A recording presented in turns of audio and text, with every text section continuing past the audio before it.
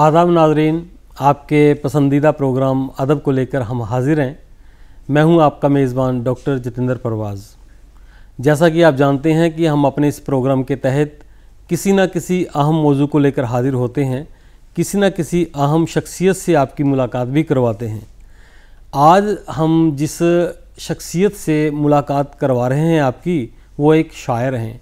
पंजाब में उनका बड़ा नाम है, बड़े एहतराम के साथ उनको मुशायरों में सुना जाता है। मेरी मुराद है परविंदर शौक साहब, मेरे साथ तशरीफ़ फरमा है। आदाब।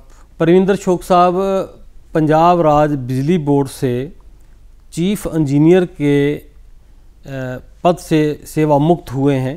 अपनी खिदमात वो बिजली बोर्ड को देते रहे हैं। इसके अलावा इनकी खूबी यह है कि 1 दर्जन से ज़्यादा किताबें इनकी मंजर-ए-आम पर आ चुकी हैं और आपको ताजुब होगा कि वो सारी किताबें शेरी मजमूए हैं, उनमें सब में गज़लें हैं। तो कम से कम 1000 से ज़्यादा गज़लें परविंदर शौक ने अब तक कह दी हैं। उर्दू में भी इनकी किताबें आई हैं, देवनागरी में भी इनकी किताबें आई हैं। आज इनसे बात करेंगे और जानेंगे कि इनका जो ज़िंदगी जो है वो कैसे गुज़री और अब कैसे गुज़र रही है।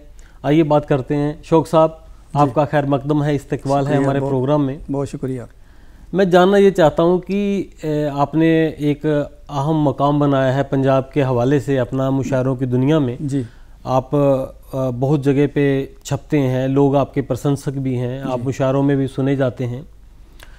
तो आपके जो पढ़ने लिखने वाले हैं वो जानना चाहते हैं कि आपका जन्म कहाँ हुआ, आपका बचपन कहाँ गुजरा और आपको अदबी माहौल किस तरह का मिला बचपन में। मेरा जन्म करनाल में हुआ, जो अब हरियाणा में है। उस वक्त पंजाब और हरियाणा इकट्ठे हुआ करते थे। अच्छा। तो थोड़ा बहुत बचपन करनाल में गुजरा, उसके बाद हम पंजाब शिफ्ट कर गए। जी जी। बाकी सारा टाइम पटियाला में ही रहे। अच्छा।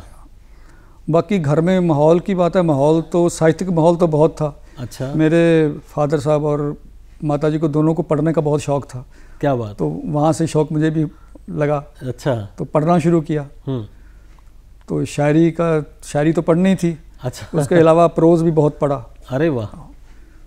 तो इसी तरह चलता रहा सिलसिला। और आप पटियाला का जिक्र कर रहे हैं, पटियाला एक गहवारा है हमारे जो शेर अदब का, वहाँ बहुत अच्छे अच्छे बड़े शायर पैदा हुए और एक लंबा सिलसिला है। तो आप शेर अदब के साथ कैसे जुड़ गए कि आपको कब लगा कि आप भी शेर कह सकते हैं, या परविंदर सिंह के अंदर भी परविंदर शौक नाम का एक शायर मौजूद है, ये आपको कब एहसास हुआ और अब आपने लिखना कब शुरू किया? मैं इसका क्रेडिट देता हूँ जी पुराने गानों को। अच्छा। पुराने गाने, फिल्मी गाने जो हुआ करते थे, उसमें साहिर लुधियानवी, शकील बदायूनी, अरे वाह, कैफी आजमी, मजरू सुल्तानपुरी, इनके गीत जब सुनते तो लगता था ये शायरी है। तो वहाँ से मुतासिर हुआ मैं उनकी शायरी से जी। फिर पढ़ना शुरू किया। अच्छा। उसके बाद खुद लिखना शुरू किया। तो आपने जो लिखने का सिलसिला आपका शुरू हो गया, तो उसके बाद आपने गज़ल की तरफ ही क्यों रुख किया? दूसरी जो असनाफ़ है, विदाएँ हैं हमारे शेर अदब की, मसलन वो नज़्म है और कविता भी एक हमारी हिंदी की सिनफ है, दोहा है, साइनट है, हाइकू है, तराइले है और बहुत सी ऐसी विधाएं जिसे हम कहते हैं असनाफ़ है, असनाफ़ अदब हैं, नसर की असनाफ़ बहुत सी हैं। तो आपको कैसे लगा कि मैं गज़ल ही लिख सकता हूँ, इसके बारे में कुछ बताएं। ये मैं शुरू से ही गज़ल की तरफ आकर्षित था। मैंने फिल्मी गानों की बात की है तो उसमें भी जो गज़लें हुआ करती थी, मेरा ध्यान उनकी तरफ ज़्यादा था। अच्छा। तो वो ज़्यादा शिद्दत से सुना करता था उनको मैं। अच्छा। तो मुझे लगा भी मैं इस तरह का मैंने कुछ लिखना है। अच्छा। तो उस वक्त पता नहीं था गज़ल क्या चीज़ होती है। हाँ। तो बाद में सीखा उस्तादों से। कितनी किताबें आपकी अब तक मंजर-ए-आम पर आ चुकी हैं? मेरी 12 किताबें आ चुकी हैं और 13वीं किताब अंडर पब्लिकेशन। अच्छा, इतना आप। और उसमें क्या है 13वीं किताब में भी? गज़लें हैं जी सर। गज़लें हैं। तो मतलब गज़ल से बाहर नहीं जाते आप, गज़ल ही लिखते हैं? बहुत कम, कुछ 4-5 नज़में कहीं हैं। हाँ। अदरवाइज गज़लें लिखी हैं ज़्यादा। गज़लें ही ज़्यादा आपने कही हैं। तो आपकी कोई किताब, पहली किताब का जिक्र ज़्यादा आपको कब छपी थी, क्या नाम था उसका कुछ? आगाज़, पहली किताब आगाज़ थी। तो 2010 के आसपास वो छपी थी, 2010 में। और आपकी सारी किताबें मेरी नज़रों से भी गुजरी हैं, वो पसंद की जाती हैं और किताबें जो हैं आपकी, सब लोग उसको बड़े एहतराम हासिल हुआ है हमारे, बहुत प्यार मिला लोगों। हाँ, बहुत प्यार मिला। और मैंने देखा कि आपको बड़े बड़े शायरों ने भी आपके बारे में लिखा है, मजमून छपे हैं आपके बारे में, बहुत से उनके बारे में उनकी राय है।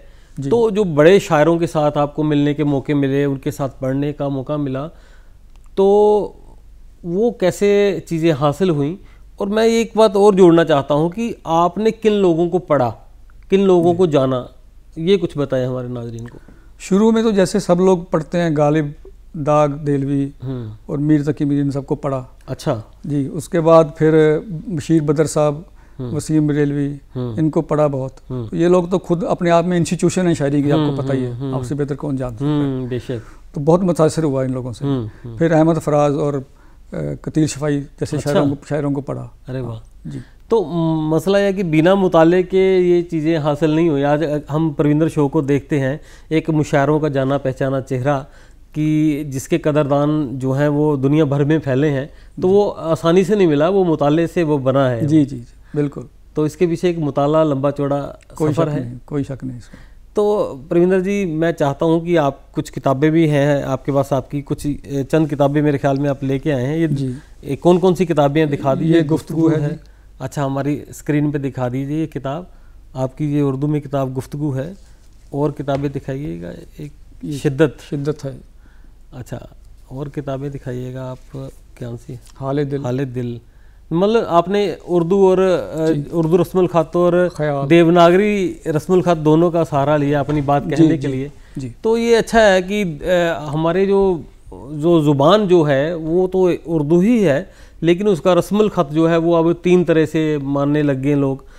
अरबी फ़ारसी में भी लिखा जाता है और देवनागरी में भी, और रोमन में भी लोग लिख लें। बिल्कुल सही है। तो कुछ नाजरीन के लिए कुछ अपना कलाम पेश कर दीजिए। कुछ अगर आपको कुछ गज़लें, 1 और 2 गज़लें कुछ सुना दीजिए कुछ, तो पता चले कि परविंदर शो के जो सुनने वाले हैं उनको कि आप किस तरह की शायरी कर रहे हैं आजकल। पहले एक मतलब और 2 शेर जी इस प्रोग्राम के नाम। अरे वाह। अर्ज़ किया है, मतलब देखिए कि बला की प्यास में जैसे कि एक दरिया ज़रूरी है। बला की प्यास में जैसे कि एक दरिया ज़रूरी है। बला की प्यास में जैसे कि एक दरिया ज़रूरी है, नज़र के सामने वैसे ही वो चेहरा ज़रूरी है। क्या बात है, क्या कहने। वाह वाह। और शेर देखिए कि न पूछो क्यों लगा कर कहे हंसते हैं महफिल में। वाह वाह वाह। न पूछो क्यों लगा कर कहे हंसते हैं महफिल में। वाह। बड़ा जितना हो गम उतना बड़ा पर्दा जरूरी। क्या बात है। वाह वाह वाह वाह, क्या कहने। न पूछो क्यों लगा कर कहे हंसते हैं महफिल में। वाह वाह वाह। बड़ा जितना हो गम उतना बड़ा पर्दा जरूरी है, और ये बेहतर है कि हम बावक्त इसकी अहमियत समझें। हाँ, ये अच्छा मिसरा है। वाह। ये बेहतर है कि हम बावक्त इसकी अहमियत समझें। वाह वाह वाह। हमारी जिंदगी में कौन कब कितना जरूरी। क्या बात है। वाह वाह वाह। ये बेहतर है कि हम बावक्त इसकी अहमियत समझें। हमारी जिंदगी में कौन कब कितना जरूरी है। क्या कहने। कुछ और पढ़ दीजिए कुछ। हाँ। और एक गजल के 2-3 शेर। इरशाद। नगर में फिर रहे हो खुद भी जख्मों के निशान लेकर। क्या बात है। नगर में फिर रहे हो। नगर में फिर रहे हो खुद भी जख्मों के निशान लेकर। मिला क्या आपको आखिर हमारा इम्तिहान लेकर। वाह वाह वाह वाह वाह। और बिना मजहब के भी हम काट लेंगे जिंदगी अपनी। बिना मजहब के भी हम काट लेंगे जिंदगी अपनी। चले जाओ यहाँ से नफरतों की बस्तियां। वाह वाह वाह, क्या कहने। बिना मजहब के भी हम काट लेंगे जिंदगी अपनी। चले जाओ यहाँ से नफरतों की बस्तियां लेकर। क्या बात है। और बने कैसे न फिर माहौल शीरी हर तरफ सोचो। अच्छा है। बने कैसे ना फिर माहौल शीरी हर तरफ सोचो कि जब हम आ गए हैं शहर में उर्दू जुबान लेकर। क्या कहने, क्या शेर पड़ा। बने कैसे ना फिर माहौल शीरी हर तरफ सोचो कि जब हम आ गए हैं शहर में उर्दू जुबान लेकर। और हमें आदत पड़ी है खेलने की शौक खतरों से। अच्छा है। अच्छा, हमें आदत पड़ी है खेलने की शौक खतरों से। समंदर में भी उतरे हैं तो टूटी कश्तियां। वाह वाह वाह वाह वाह। हमें आदत पड़ी है खेलने की शौक खतरों से। क्या बात। समंदर में भी उतरे हैं तो टूटी कश्तियां ले। क्या क्या शेर पढ़ रहे हैं आप। कुछ और पढ़ना चाहें आप तो पढ़ दीजिएगा। क्या खूबसूरत शेर आपने पढ़े हैं। एक एक शेर अपने आप में मुहावरों की हैसियत रखता है। बहुत शुक्रिया। एक गजल के कुछ शेर और देखिए कि बगैर वजह मुसीबत खड़ी नहीं करनी। अच्छा। बगैर वजह मुसीबत खड़ी नहीं करनी।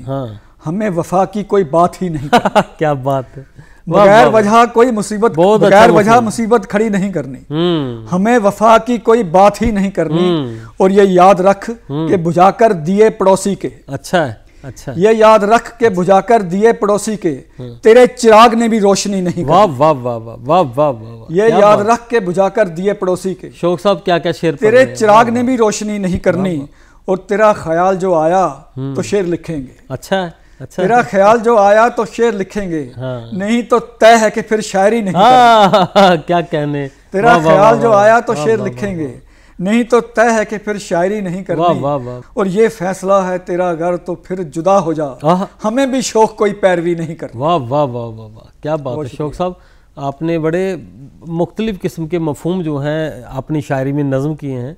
वाकई में एक अपना जो शायर का कहते हैं कि उसका अपना रंग होता है, अपना एक डिक्शन होता है।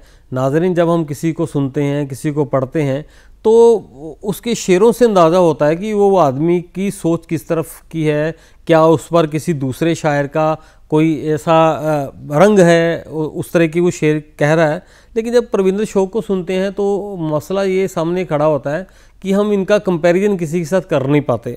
इनके अपने शेरों कहने का लहजा एक अपना है, इनके पास अपने लफ्ज़ हैं, उन्हीं से ये बुनकर ये शेर बनाते हैं। शौक साहब, मैं एक बात आपसे ये जानना चाह रहा हूँ कि आपने पुराने सारे शायरों को पढ़ा है और नए जो लिखने पढ़ने वाले हैं उनके साथ भी आपके ताल्लुकात रहे हैं। मुशायरों के अंदर आप बड़े बड़े शायरों के साथ अक्सर मुशायरे पढ़ते हो।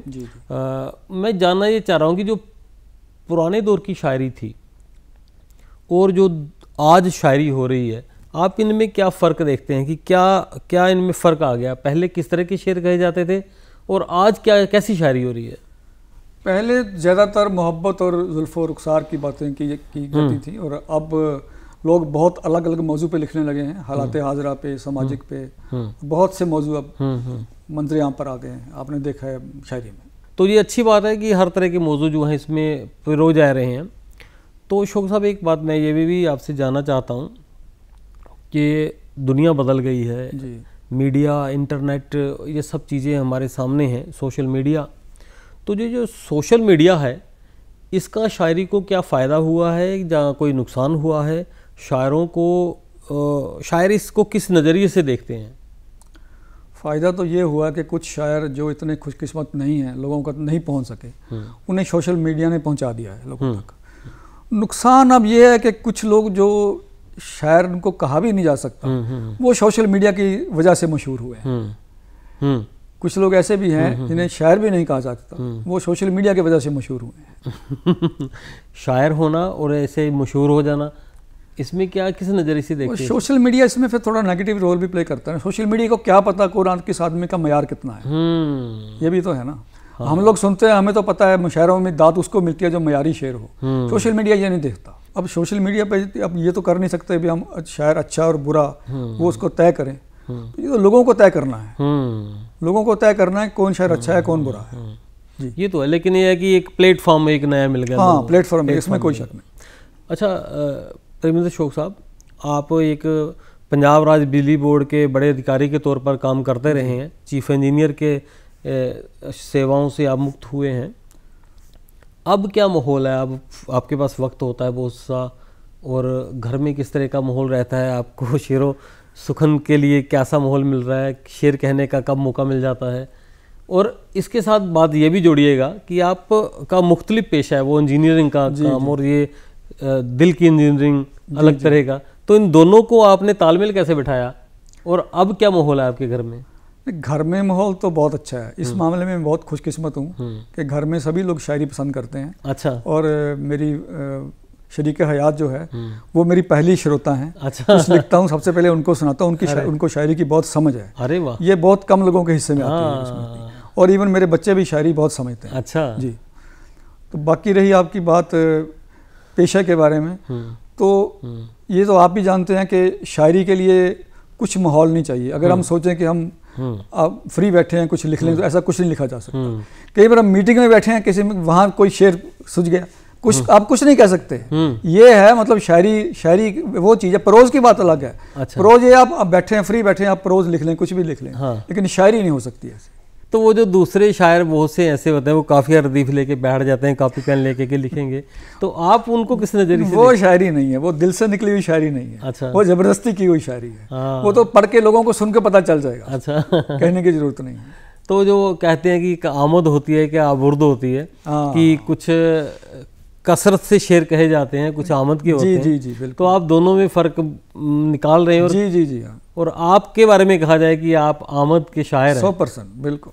कि शेर उतरा है तो आपने लिख दिया, ज़बरदस्ती कोई नहीं है, कारीगरी कोई नहीं है। जी जी बिल्कुल। तो आप देखते हैं हमारा जो समाज है, कहते हैं कि समाज जो है वो शायरी समाज का आईना होती है, इस तरह से भी लोग मुहावरे गढ़ लेते हैं जी। तो इसको आप किस नज़रिए से देखते हैं? शायरी और समाज, हमारा मुआशरा, इनमें क्या आपस में तालमेल है और इसको आप क्या कहेंगे, किस नज़रिए से देखते हैं? इसमें कोई शक नहीं कि शायरी समाज का आईना है। अब कुछ गलत हो रहा है अगर कहीं, तो आम लोग आदमी को देखता है लेकिन वो एक्सप्रेस नहीं कर सकता। एक शायर उसको लफ्ज़ों में ढालकर एक्सप्रेस कर सकता है और वो लोगों तक बात पहुंचती भी है। जी। तो आपको मफ़हूम कहाँ से मिलते हैं अपनी शायरी के लिए? सब्जेक्ट कहाँ से आप ढूंढते हैं? सब्जेक्ट वो तो वही बात होगी ना, भी शायरी में हम सब्जेक्ट तो सोच नहीं सकते। नहीं, कुछ ना कुछ तो एक बार हमने कोई एक मिसरा जहन में आ गया। हाँ। वो चाहे किसी भी मौजू पे हो। अच्छा। आपको मिसरा अच्छा लगा तो फिर वो गज़ल, मुसलसल गज़ल पूरी हो जाती है उसमें। अच्छा। वो तो आपको पता है।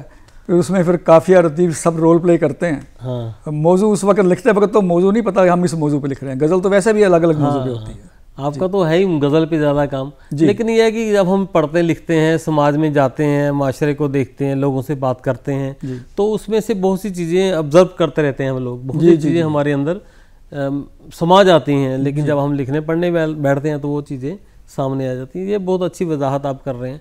और जो अभी हमारे जो मुशायरे हैं, उर्दू शायरी को इस्टेब्लिश करने में या शायरों को इस्टेब्लिश करने में, लोगों तक बात पहुंचाने में इनका क्या रोल रहा, और मुशायरों को लेके आपका तजर्बा क्या है? मेरा तजर्बा तो बहुत अच्छा है। ये समझ लो कि मैं जिस मुकाम पे पहुंचा हूँ मुशायरों ने ही पहुंचाया है। मैं आपको ये किस्सा सुनाता हूँ कि सबसे पहला जब मैंने मुशायरा पढ़ा तो पीछे मुझे याद नहीं कि कौन लोग बैठे थे, लेकिन उस्ताद लोग बैठे थे मेरे पीछे। तो उन्होंने ये सोचा होगा कोई लोकल आदमी है, सिपाही है कोई, बुला लिया होगा, मुझे कोई जानता नहीं था। तो मेरे ख्याल में मैंने एक मतलब 2 शेर पढ़े होंगे मुश्किल से। मुझे पीछे से आवाज़ आई कि आप ये मामूली शेर नहीं पढ़ रहे हो, ये अदबी शायरी है। तो मैंने पीछे मैंने कहा जी मेरी दाद तो पूरी हो गई, आपने पहचान लिया बस। अच्छा। मतलब उस इतनी हौसला अफजाई मेरी हुई कि आप पूछ नहीं सकते, बता नहीं सकता आपको। जी। तो वहाँ से आपने सफ़र आगे बढ़ाया जी। तो किन किन शायरों के साथ आपको मौके मिले पढ़ने के लिए, और आप उनसे कैसे मुतासिर हुए? वसीम बेलवी साहब के साथ पढ़ा, मुनव्वर राना साहब के साथ पढ़ा, अभी इकबाल अशर साहब के साथ पढ़ा है, जौहर कानपुरी, शबीना अदीब, बहुत लंबी लिस्ट है। अच्छा जी। तो कैसा रहता है आपका तजर्बा मुशायरों को लेकर? कि बहुत बढ़िया, लोगों का बहुत प्यार मिलता है। बाकी सीनियर शायर जो उनसे सीखने को मिलता है बहुत कुछ। जी। मैं ये चाह रहा हूँ कि आप हमारे नाज़रीन को कोई एक आध गज़ल और सुनाए, वो कहीं तशनगी रह ना जाए कि परविंदर शौक आए थे और डॉक्टर जितेंद्र परवाज ने उनसे कलाम ही नहीं सुना। तो कुछ सुनाइएगा हमारे नाज़रीन को। जी। एक गज़ल को शेर कि नज़र से, होंठ से, रुखसार से क्या क्या नहीं करता। नज़र से, होंठ से, रुखसार से क्या क्या नहीं करता। वाह। वो जादू कौन सा है जो कि वो चेहरा नहीं करता। क्या बात है, वाह वाह वाह। और मैं अपनी डायरी में एक मिसरा लिख के रखूंगा। अच्छा है। मैं अपनी डायरी में एक मिसरा लिख के रखूंगा, वो जब तक आके मेरे शेर को पूरा नहीं करता। क्या बात है, वाह वाह वाह वाह। मैं अपनी डायरी में एक मिसरा लिख के रखूंगा, वो जब तक आके मेरे शेर को पूरा नहीं करता। वो जो लिखता हूँ वो होता है फ़कत तस्कीन की खातिर। अच्छा है, अच्छा है। जो लिखता हूँ वो होता है फ़कत तस्कीन की खातिर। मैं अपनी शायरी का शहर में सौदा नहीं करता। वाह वाह वाह वाह वाह वाह वाह। जो लिखता हूँ वो होता है फ़कत तस्कीन की खातिर। मैं अपनी शायरी का शहर में सौदा नहीं करता। और मुझे मंजूर है बीमार रहना उम्र भर यूं ही, वो जब तक हाथ से छूकर मुझे अच्छा नहीं करता। क्या बात है, वाह वाह वाह वाह। मुझे मंजूर है बीमार रहना उम्र भर यूं ही, वो जब तक हाथ से छूकर मुझे अच्छा नहीं करता। और मकता देखिए कि चलो माना कि अपनी अहमियत है शौक दौलत की।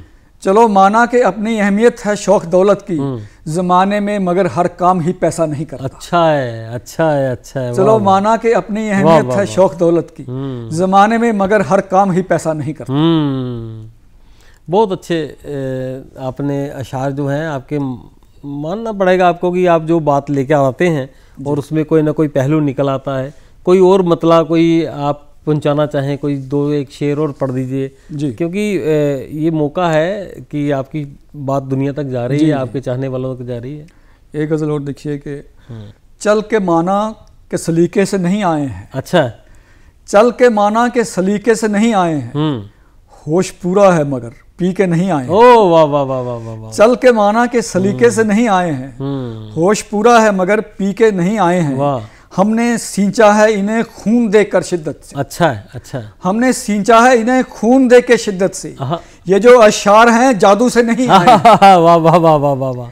हमने सींचा है इन्हें खून दे के शिद्दत से, वाह वाह। ये जो अशार हैं जादू से नहीं आए हैं। और ढूंढते क्यों हूँ भला और किसी को मुझ में। क्या बात। ढूंढते क्यों हूँ भला और किसी को मुझ में, हम किसी और के चेहरे से नहीं आए। क्या बात है, वाह वाह वाह वाह। और जो हैं खामोश तो कमजोर ना समझो हमको, जो हैं खामोश तो कमजोर ना समझो हमको, हम अभी शोर मचाने पे नहीं आए। क्या बात है, वाह। जो है खामोश तो कमजोर ना समझो, वाह वाह वाह, हम अभी शोर मचाने पे नहीं आए। क्या बात है प्रविंदर शोक साहब, आपने बड़े प्यारे शेर पढ़े हैं जी। और मैं आपकी शायरी को मैं भी आपके दोस्तों में शुमार हूँ जी। और आपके साथ हमने पता नहीं ढेरों कितने मुशायरे पढ़ लिए। तो मैं कहना ये चाह रहा हूँ आपसे कि जो नए लिखने वाले हैं जी, क्योंकि आपकी एक नज़र है, आपने एक लंबा सफ़र तय किया है, वो क्या करें कि वो भी कल को अच्छे शायर बन जाएं, उनके लिए क्या पैगाम है आपकी तरफ से, जो नए लिखने वाले शायर हैं? जैसे हम निशस्त में जाते हैं कई बार, तो कई लोगों को सुनने का मौका मिलता है जो नए लिखने वाले हैं, तो उसमें लगता है कुछ लोगों के पास पोटेंशियल है, तो उन्हें मैं तो कम से कम राय देना अपना फ़र्ज समझता हूँ कि आप किसी से सीखें ज़रूर। अच्छा। म्यूज़िक और शायरी ऐसी है जो बिना सीखे, बिना उस्ताद से सीखे नहीं की जा सकती, ये तो आपसे बेहतर कोई नहीं जान सकता। तो ये मेरी राय उनसे जरूर होती है कि सीखे, अदरवाइज क्या होगा कि अगर कुछ साल बाद भी आप जहाँ हैं वहीं खड़े रहेंगे। अदरवाइज आप सीखना शुरू करेंगे तो वो निखार आएगा, वो मयार बढ़ेगा आपका, लोगों को दिखाई देगा जी।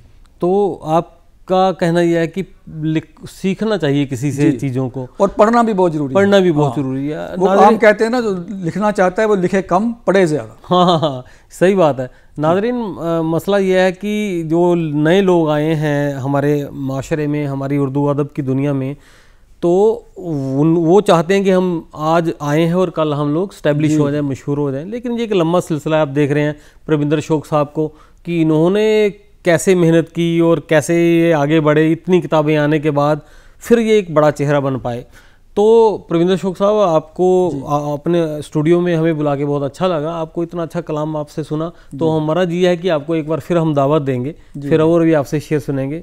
तो नाजरीन, आइंदा हम फिर किसी नए चेहरे को लेकर, किसी शख्सियत को लेकर, किसी नए मौजू को लेकर आपके सामने हाजिर होंगे। तब तक के लिए इजाज़त दीजिए। आदाब।